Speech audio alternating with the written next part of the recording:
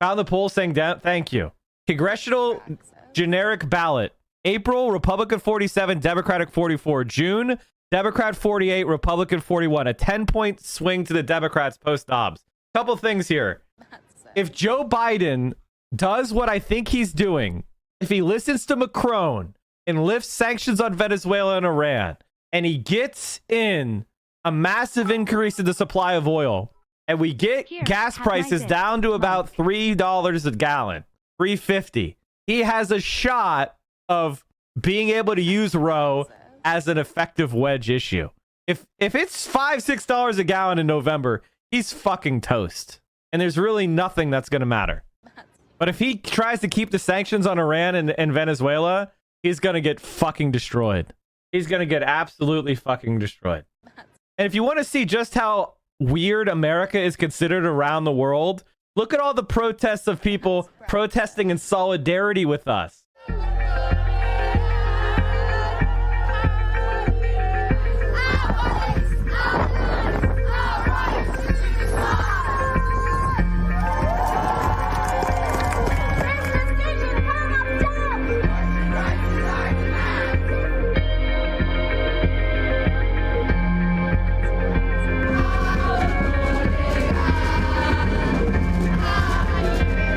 Nuestra pelea aquí en Argentina. Or Republicans use Iran as a weapon. Who gives a shit? Who fucking cares? They always will anyway. Who cares what Republicans use as a weapon? Lower gas prices. Republicans will get you into a war with Iran. I lowered gas prices. Make your choice. The current supply is 5%, 4 million barrels a day under pre-COVID levels. Venezuela is producing 2 million a day, the capacity of 6 million. It could literally solve our problem immediately. Exactly. That's why it's not just me saying it. Macron agrees with me. I was saying it first, but it's not because I'm a super genius. It's because you go, okay, oil has been cut off from Russia. Where else can we get the oil? Who else has capacity? Iran, Venezuela. Why aren't we using their oil? Dumbass desire to try to steal their oil. Well, guess what? Didn't work. You want to lose your job because gas is $6 a fucking gallon? No. Then you go to them and say, how about we have a peace? How about we declare a truce and you sell us your oil?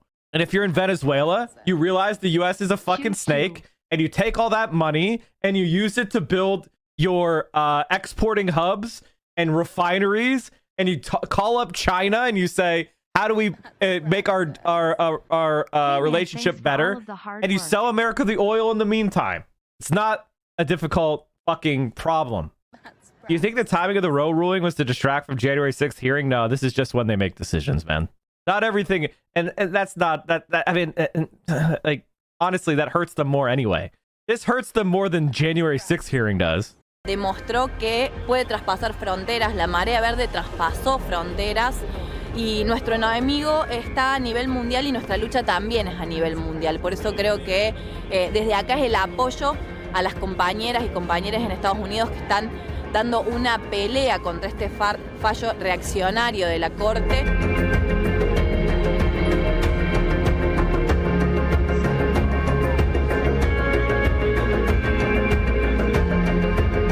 En fait, ce qui est extrêmement grave, c'est que quand on voit le pouvoir et le rayonnement possible d'un pays comme les États-Unis, qui a un pouvoir d'influence immense dans le monde, ça fait extrêmement peur sur l'impact que ça peut avoir dans le reste du monde.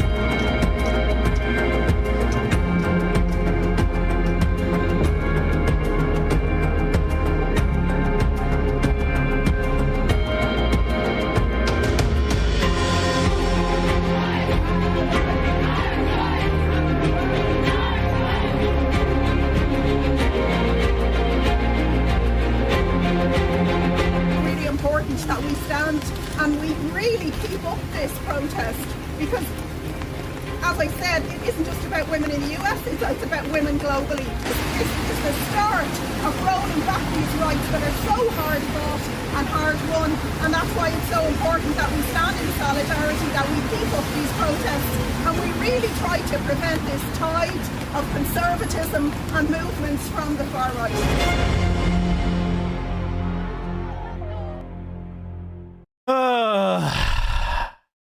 So this is a shocking swing, but maybe the Rose shit's gonna piss people enough that they could actually scare people with the Republican rule again.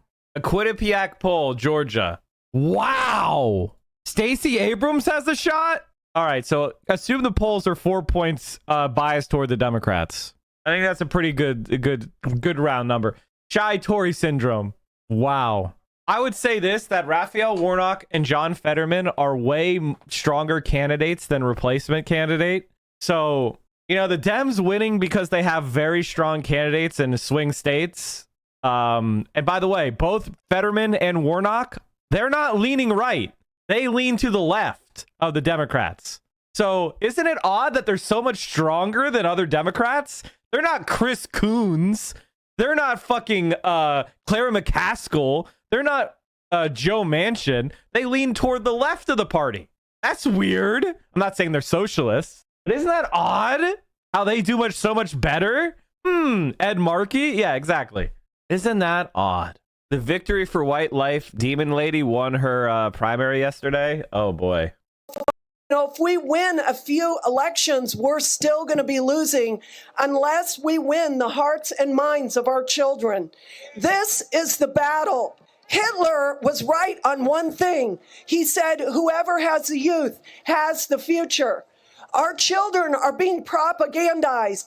You know, if we win a few elections, we're still going to be. So that lady won. She won. Not great. And this is kind of what the right wing is looking like. Well, teachers can express their faith in public. Well, how much? How much can you express in public? And can a teacher now start reading the Bible in the classroom? We don't know. That's going to be battles to be fought. But at least we have an open door to start walking through some of this stuff. The same with education in schools. So we now have open doors to start taking back some of the culture that we have not. It's been off limits for 60 years. And now the stuff is back on the table. And that's really big stuff. This is the story I want to start off with. Basically, Lauren Boebert says the church should run the government. Yeah. Yeah.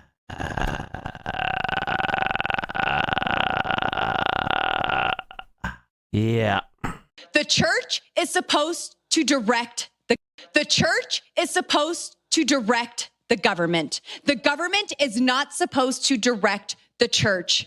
That is not how our founding fathers intended it. That was a United States Congresswoman just revealing how unbelievably ignorant she is about our system of government and our Constitution. Yes, that was Lauren Boebert. It's not like she's failed to embarrass herself publicly before, but this really takes the cake because the separation of church and state is in the First Amendment in the Constitution. First Amendment to the Constitution specifically mentions that the federal government shall not endorse religion. And I'll get to that in detail in just a moment. But why don't we hear more from Boebert, unfortunately, with more context?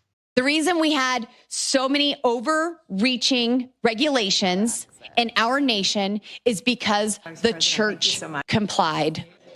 The church is supposed to direct the government. The government is not supposed to direct the church. That is not how our founding fathers intended it. And I'm tired of this separation of church and state junk that's not in the Constitution. It was in a stinking letter, and it means nothing like what they say it does.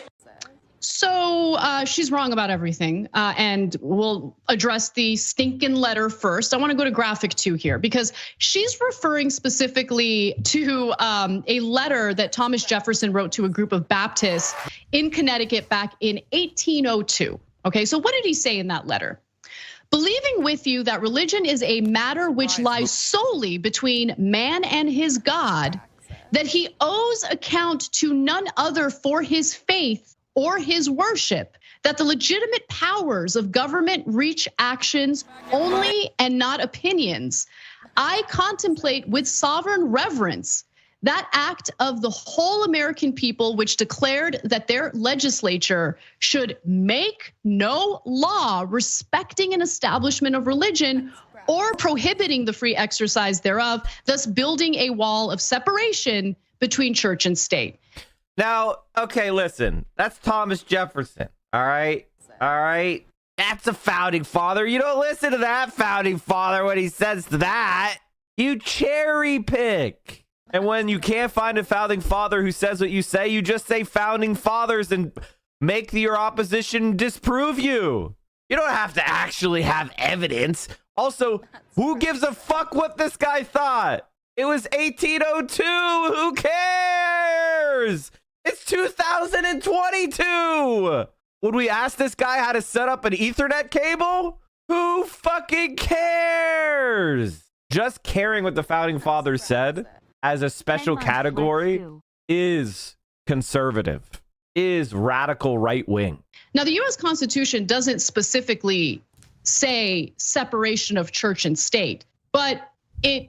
The Krugman article does the classic lib thing of claiming today's conservatives are more evil than the past. This is okay because it says Republicans. All right. This is fine as a rhetorical strategy, in my opinion.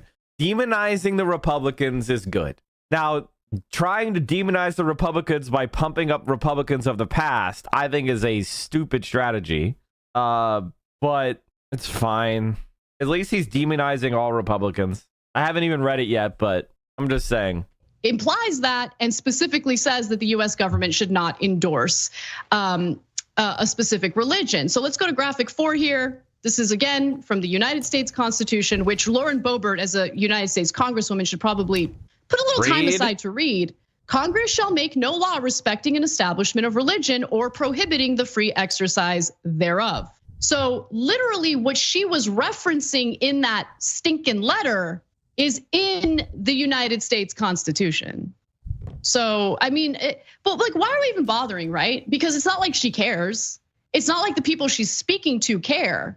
They want to live under theocratic rule. I mean, Lauren Boebert is a useful little tool and puppet for the religious right in the country, but the religious right don't respect our Constitution. They never have, they never will. Just like they don't actually respect human lives. I mean, I haven't seen a single unarmed black person that they haven't delighted in watching cops shoot and kill. But just putting that aside for a second, just like the complete disrespect of our Constitution while purporting to be the most patriotic people in the country is hilarious to me. Yeah, so look, it's possible that Republicans are all illiterate, that they can't speak English, so they can't understand simple words. What part of make no law respecting an establishment of religion do you not understand? You know, there's another clause in the Constitution too. It says there shall be no religious test, quote, no religious test shall ever be required as a qualification to any office or public trust under the United States. What part of that is unclear? Yeah, no religious tests and and separation of church and state was the founding fathers were practically r/atheists, okay?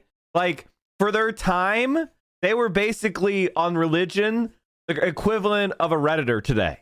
All right? Like some of them had religious beliefs, but the Constitution itself was like, nah, we don't want any sectarian strife. Why? Because they could look at Europe and they saw 100 years war.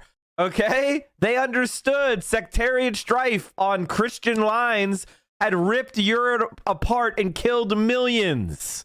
They didn't want to bring that shit here. And America had substantial Catholic population already. America had a lot of different sects of Protestantism who were all struggling against each other. The Reformed versus mainline Protestants versus Baptists versus Anabaptists. All sorts of different strains of Christianity had found a root in the US. There was no way that one could take precedence over another. So they did that. And many of them were deists, which was basically they believed that God was a great watchmaker, that he set up the universe and then said, now go, and never intervened again. You know, so like the idea that they were some sort of like supply side Jesus freak is batshit crazy. King of Pulleys, thanks for the tier 1. I'm one of those r/atheist types that I've descended from one of the super pro-Christian ones, John Jay. Oh, God. And they all go around and go, oh, we shouldn't establish a religion and there should be no religious test. That's why America should be run by church. No, seriously, do you guys speak English? I'm not kidding. Do you speak English? Do you understand the words coming out of my mouth? Have you ever read anything in your entire lives? Or is the entire right wing completely and utterly illiterate? Yeah, so you got the First Amendment, don't establish a religion. They're like, oh, that is established. Yeah, well, I mean, why do you think they're freaking out about CRT? And they want to ban all sorts of books? Because conservatives believe in forbidden knowledge. They believe that if you read certain information, your brain will be altered forever and you will become a bad person. Like, if you read Marxism, then it's gonna hook into your brain and you're gonna become a evildoer or something. They don't even want to engage with the arguments. Okay? Like, they're not even close to that level. Religion. Then you got the Second Amendment. It says a well-regulated militia. They're like, that means no militia and that you should have no regulations. Do you speak English? Okay, so but look, Cenk, does it even matter? Like, I mean, at this point, with an ideologically driven extremist right-wing like Supreme Court, does it even matter what the Constitution says?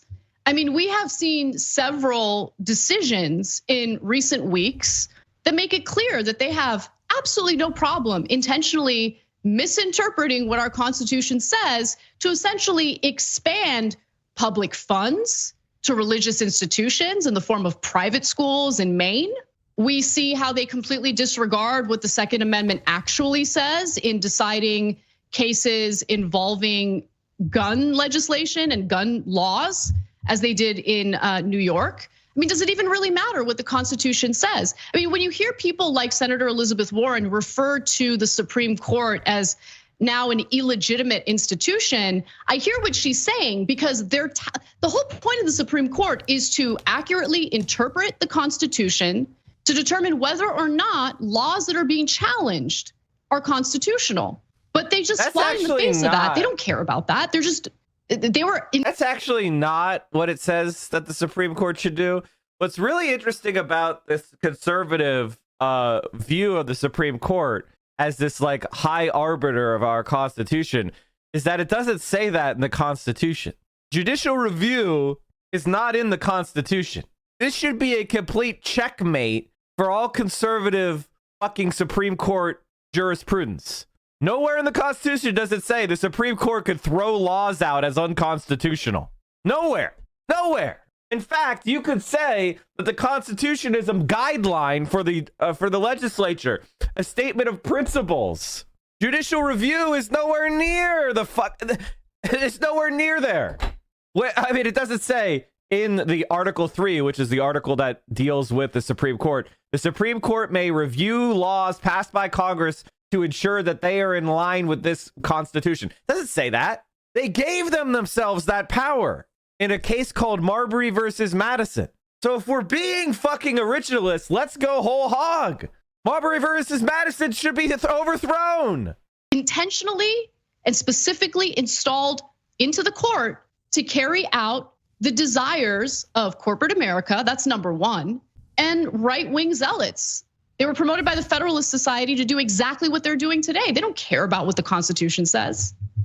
Yeah, so that's of course true. I mean, they said women don't have the right to control their own body, but corporations are human beings who have all constitutional rights, and that money is speech. So when a corporation gives $1 million to a politician or through a PAC, they're just talking to them. I mean, they say all of these things that are fantastical, that make no sense at all. And everybody goes, oh yeah, yeah, I'm not sure that makes sense. Oh yeah, that corporation, that's Bob. He has inalienable rights endowed by his creator. And we're the creator of corporations. Everything the Supreme Court says is junk.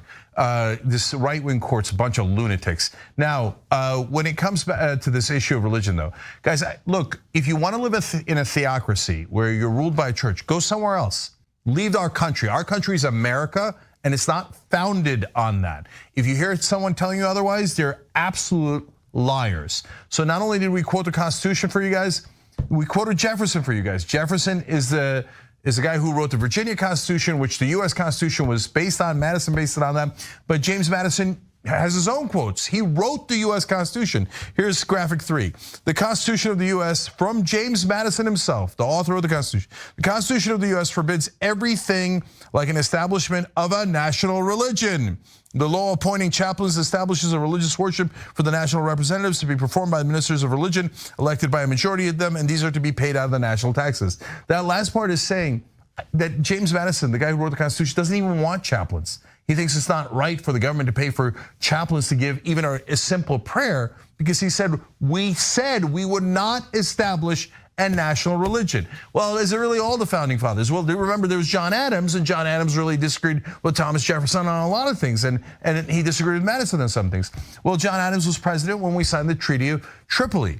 What did that say? Let's go to graphic 1. The 1797 Treaty of Tripoli declared that the, quote, the United States of America is not in any sense founded on the Christian religion. Not only did John Adams sign that, not a single person in the Senate objected. And they were all founding fathers. None of them objected. They thought it was so obvious. We did not establish a religion. This is not a Christian nation.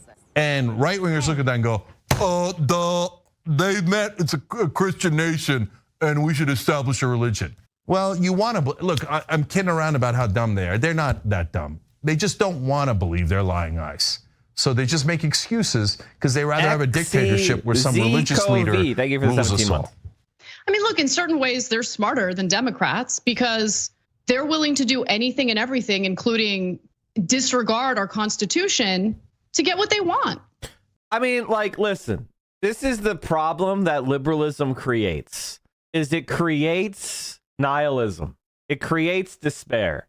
Liberals have no solutions because the liberals in power are the winners of our society. They have no interest in changing society or taking any risk at all to improve your condition. The only way they ever will is if they're scared.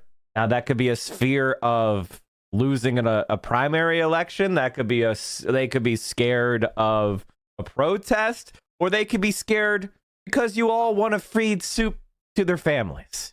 And some of their family members are allergic, you know, and they get scared that you might not listen to their dietary requirements. And so Republicans, on the other hand, have a party of radical right-wing psychos who despise the secular society that we have, combined with oligarchic capitalists that want to seize ever more power for themselves. They are a party of change. They are a party of change. And liberalism is not a good resistant to a party of change when everybody hates the status quo. They want theocratic rule, and they'll do anything to get theocratic rule. And guess what? Over the last 50 years, they've been organizing, strategizing, and working real hard to get us to where we are today, where women's reproductive rights have been stripped away from them by the Supreme Court justices that they have effectively installed in the nation's highest court. So I don't think they're dumb at all. In fact, while they've succeeded through their strategies, Democrats have no strategy right now at all, Just something to keep in mind. Yep.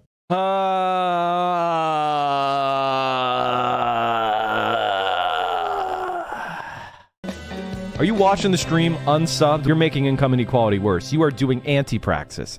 We are the only Twitch stream that will not accept scam advertisers, and I will never fuck you over by selling you crap